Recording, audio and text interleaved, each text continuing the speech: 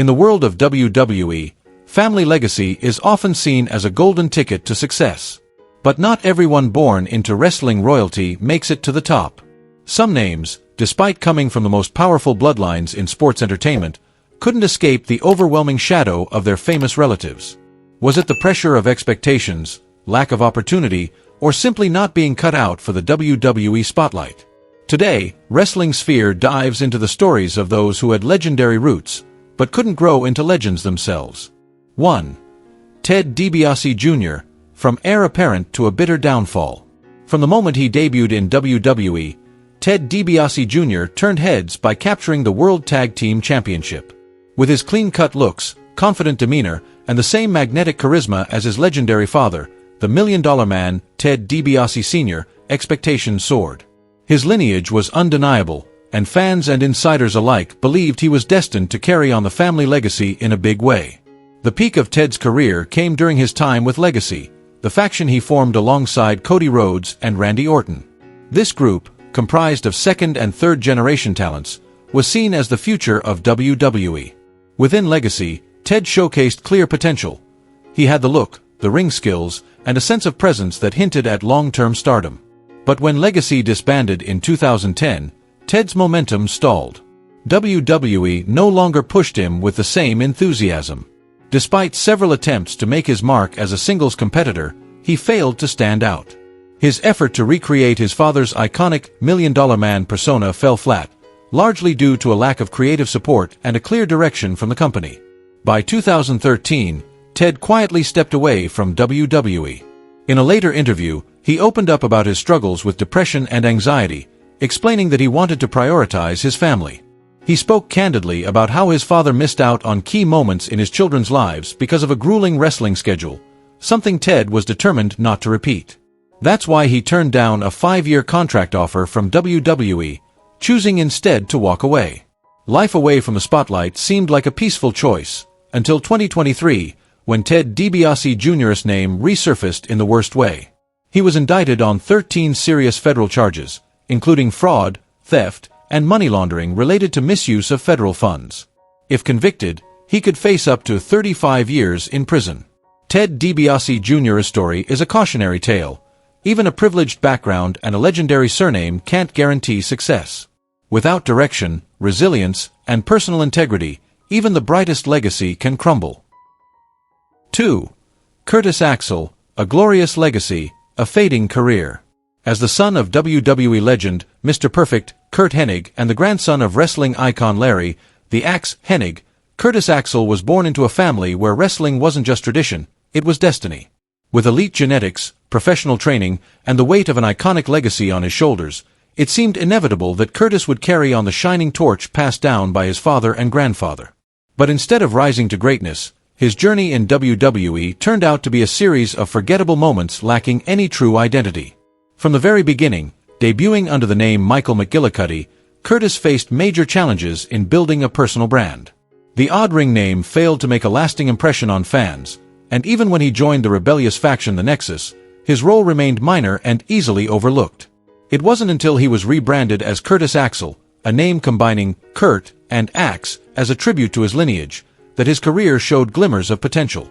His brief peak came when he captured the Intercontinental Championship under the guidance of Paul Heyman. However, even then, the shadow of his legendary father loomed too large for him to escape. Curtis Axel was never lacking in skill. He was technically sound, physically capable, and undeniably trained for the big leagues. What he lacked, however, was a defining character.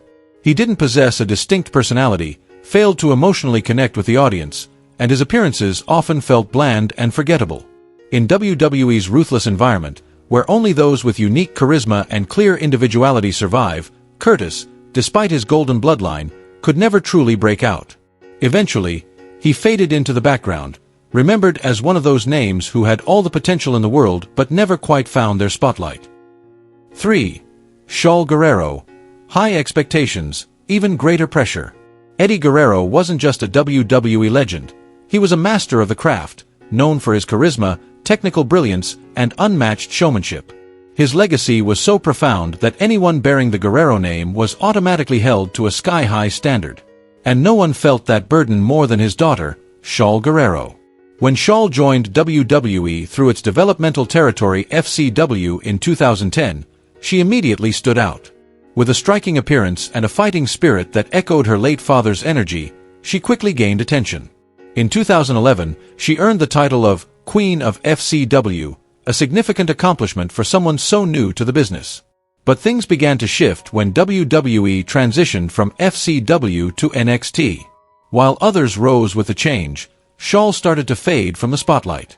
Her struggles weren't about talent, they were internal. Shaul battled an eating disorder, a silent yet dangerous illness. It was trainer Joey Mercury who first noticed the warning signs and helped her get treatment in time. After 2 months in recovery, her condition improved, but returning to the high-pressure world of WWE proved too much. In 2014, WWE released her from her contract. In the following years, Shaul made sporadic appearances at smaller wrestling events. But by 2021, she officially stepped away from the wrestling industry. In a heartfelt message, she revealed that mental health challenges had forced her to make a difficult decision, to leave the ring behind and prioritize her healing. Since then, she has chosen a path in performance art that aligns more with her well-being and inner peace. Shaul may not have reached the same legendary heights as her father, but choosing to confront her pain and prioritize her truth is a victory in itself, one marked not by championship gold, but by strength, resilience, and self-love. 4. Lacey Von Erich, stunning looks, stumbling start in WWE. Lacey Von Erich once seemed like the perfect fit for WWE's Divas era, a striking presence, flowing blonde hair, and a natural charisma that commanded attention. While her in-ring abilities were still raw, she carried immense potential, especially considering her legendary lineage as a member of the iconic Von Erich wrestling family. With the right guidance and enough time to develop, Lacey had all the ingredients to become a standout star. However, her journey with WWE ended almost as quickly as it began. After just 3 short months at FCW, WWE's developmental territory at the time, her contract was abruptly terminated. Though no official explanation was ever given, rumors swirled that Lacey had requested a transfer to Ohio Valley Wrestling, an idea that reportedly didn't align with WWE's development plans, leading the company to part ways with her. Ironically, the most memorable chapter of Lacey's wrestling career didn't unfold in WWE, but in TNA.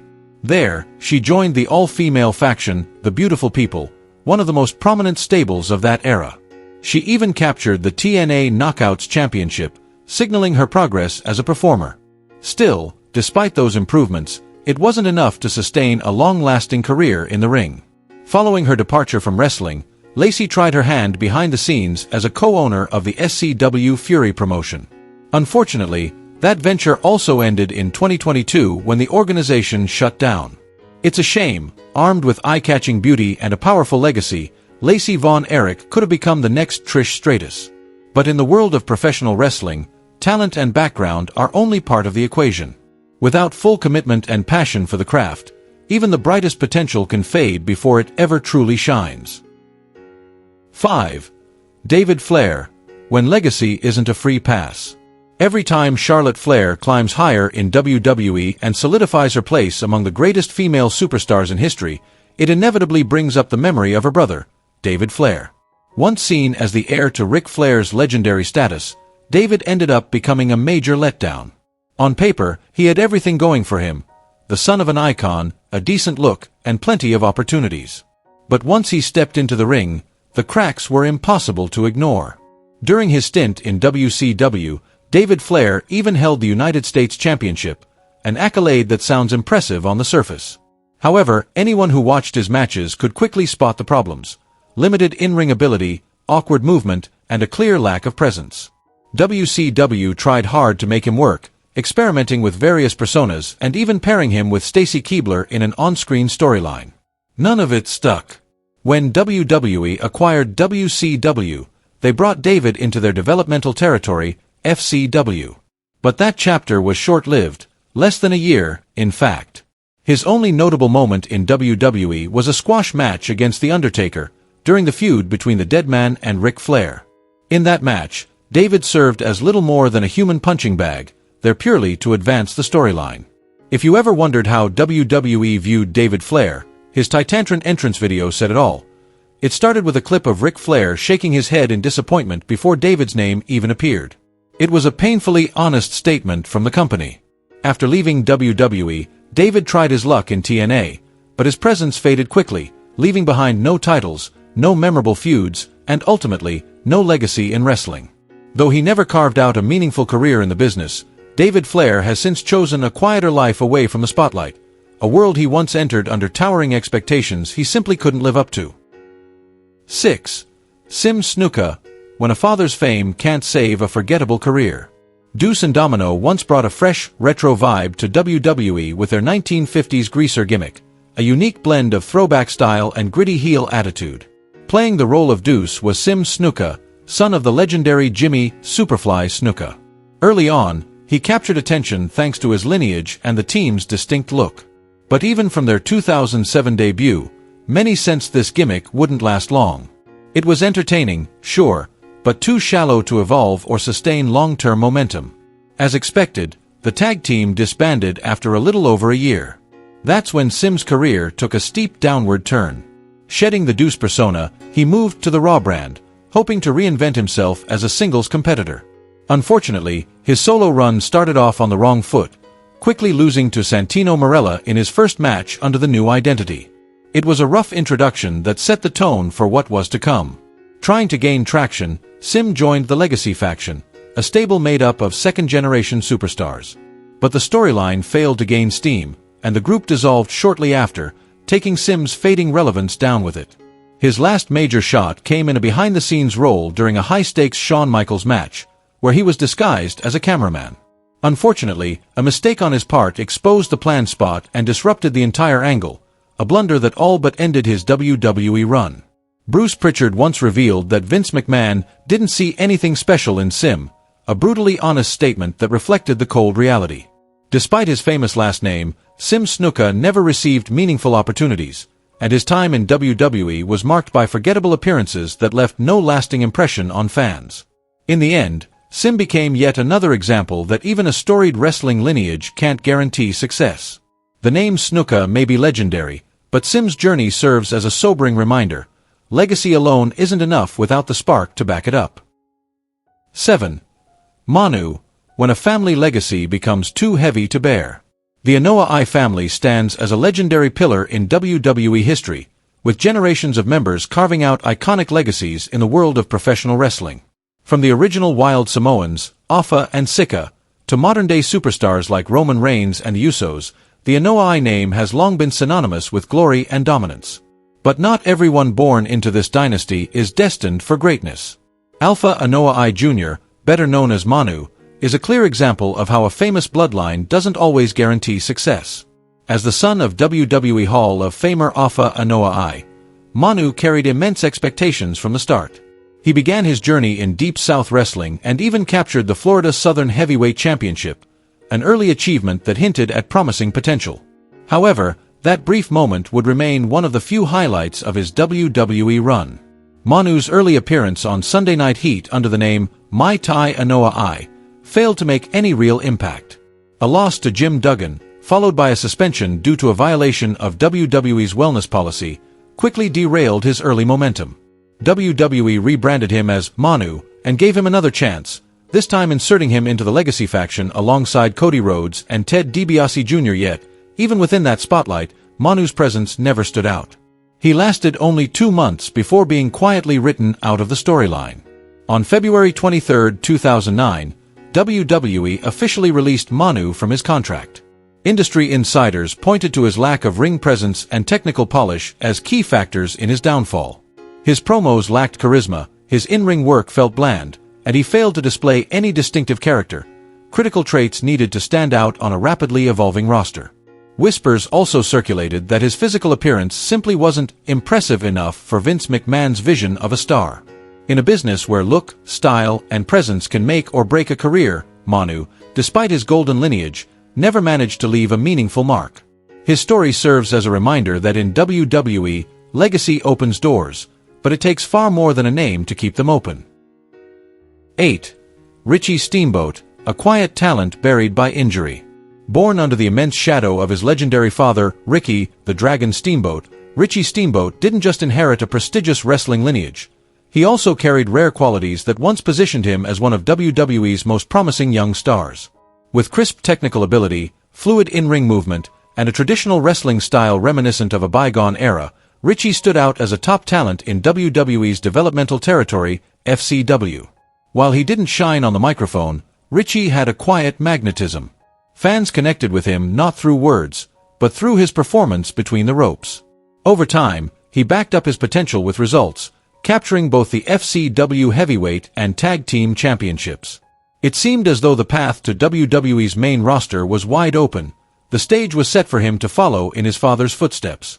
But then came the cruel and unpredictable enemy, injury. Richie's momentum was repeatedly halted by physical setbacks.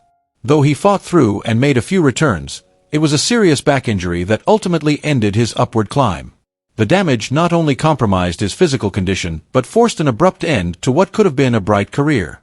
Richie's final match took place in November 2012 on NXT. Just a year later, he quietly stepped away from professional wrestling for good. Since then, he has kept a low profile, focusing on his personal life and choosing to stay far from the spotlight. Although his career ended far too soon, Richie Steamboat remains a symbol of unfulfilled promise, a talented young warrior who came so close to greatness, only to have fate cut the journey short. 9. Ray Gordy, the weight of a legendary name without the chance to shine. Ray Gordy, son of wrestling legend Terry Gordy, entered WWE carrying the weight of high expectations. Backed by an impressive legacy and the storied Gordy name, many believed he was destined to emerge as one of the next breakout stars from a golden lineage. But the reality inside the squared circle didn't align with the hopes that surrounded him. Performing under the ring name Jesse, Ray formed one half of the tag team, Jesse and Festus, a duo with a bizarre but memorable gimmick that caught the audience's attention. However, Festus, with his vacant stare that transformed into ferocious rage every time the bell rang, quickly became the main attraction. As a result, Jesse, despite being the more grounded half of the team, was relegated to a supporting role in his own act, receiving minimal focus in storylines. After the team split, WWE tried to reinvent Ray by reintroducing him as Slam Master J, a gimmick with a gangster-inspired vibe that had previously been tested in Deep South wrestling. Unfortunately, the character flopped when brought to the main stage. His rapper persona lacked charisma, felt forced, and couldn't stand out, especially in a company where someone like John Cena had already defined that archetype with unmatched impact. Physically smaller and stylistically unclear, Ray soon found himself typecast as a jobber, someone whose main role was to lose matches and elevate others. He never had a breakout moment, never received the kind of push needed to escape the shadow of his partner or the legacy of the Gordy name he bore. Despite being born into a rich wrestling heritage, Ray Gordy was never truly given the platform to carry it forward. His career faded quietly, a disappointing outcome for someone who once seemed destined to continue a storied family tradition. Which one surprised you the most? Don't forget to like, subscribe, and turn on the notification bell so you never miss another deep dive from Wrestling Sphere.